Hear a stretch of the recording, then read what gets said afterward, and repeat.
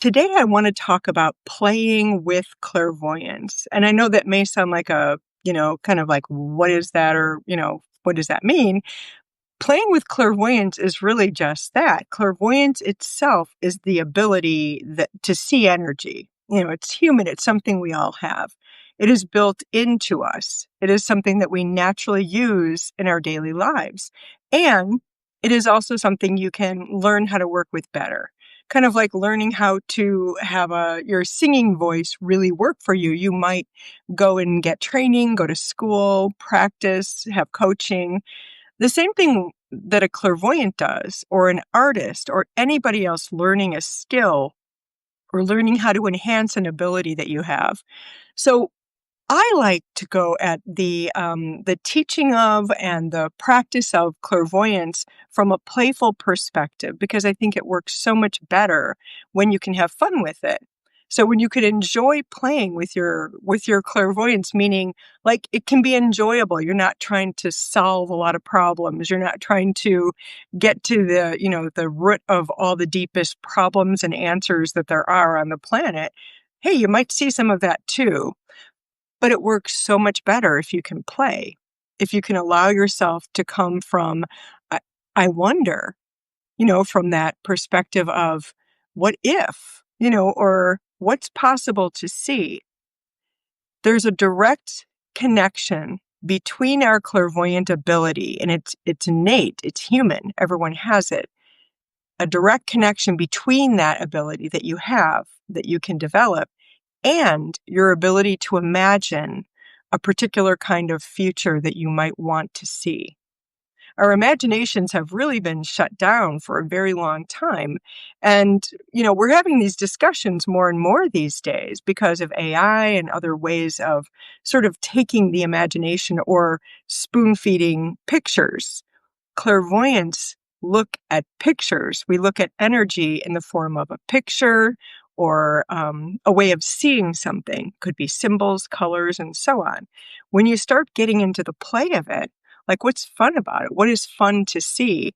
It takes it away from the fear or a lot of people are frightened of, well, what if I see something that's scary?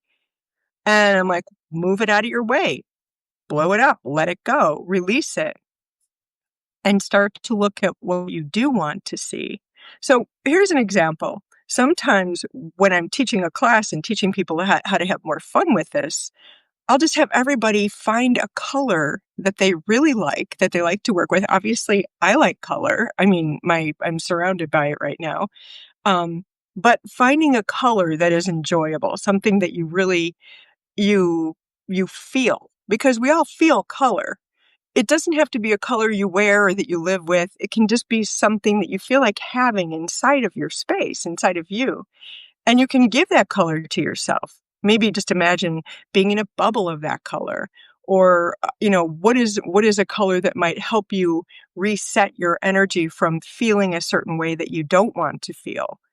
We are all sensitive to the energy of the world around us. And when you start to give yourself more permission to play, it's not that you're ignoring what's happening. It's not that we want to avoid what's actually, the things we need to deal with every day. But we can shift the attention that we put on those things by starting to come to a place of play.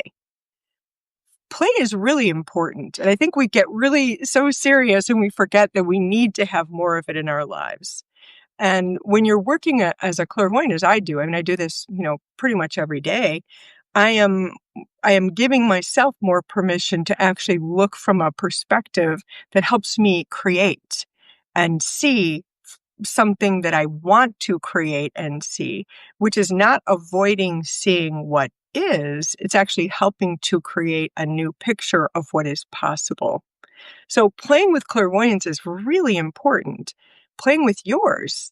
You might imagine taking an imagination break, just sitting down and that can be a meditation, sitting in a space where you can just breathe and calm your body and ground yourself and let go of whatever you were in for the day. And then start to give yourself visions or pictures or imagination, using your imagination to do this, of something that helps your body feel good and helps you feel good.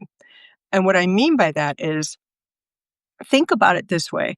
All the images that are constantly coming at you all day long. We all have that. I mean, it's just normal. It's part of our lives.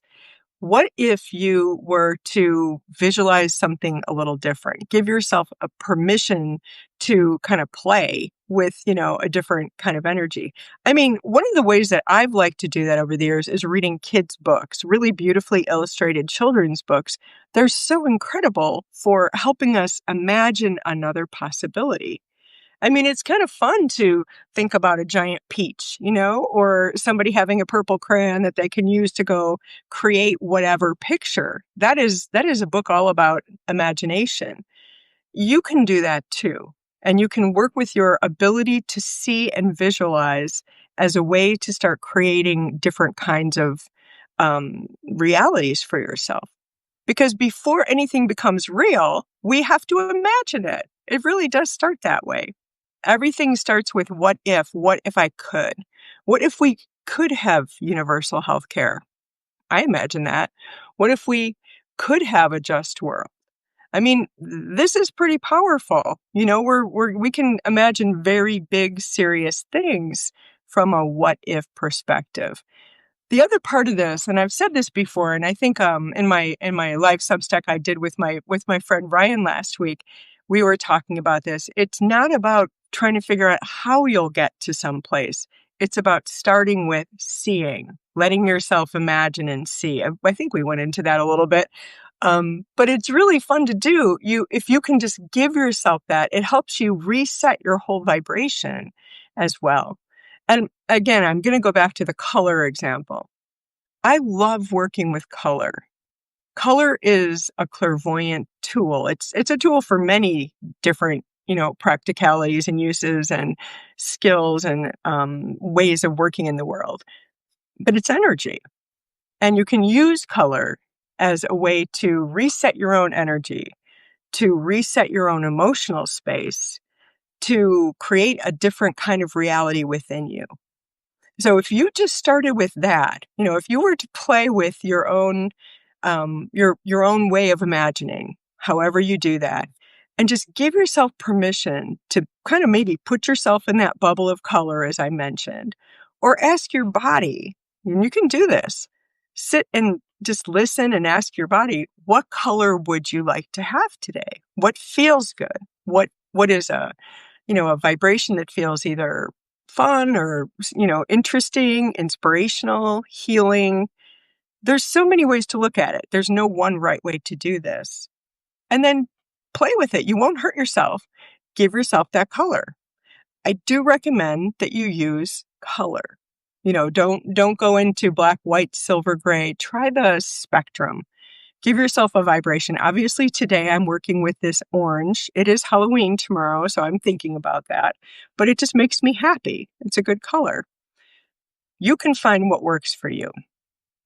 I will be talking about this more in future, but thank you so much for coming by and for watching and listening. And I hope that you enjoy playing with color and playing with your clairvoyance.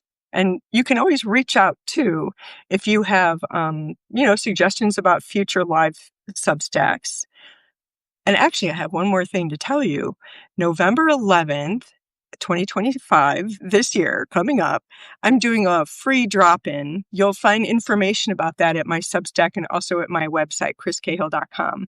And it's a meditation and art making drop-in. It's a 60-minute drop-in. It goes from 8 until 9 o'clock Eastern time, and it's on Zoom. And all you need to do is register, and you'll get a link, and you can come and join us. Okay.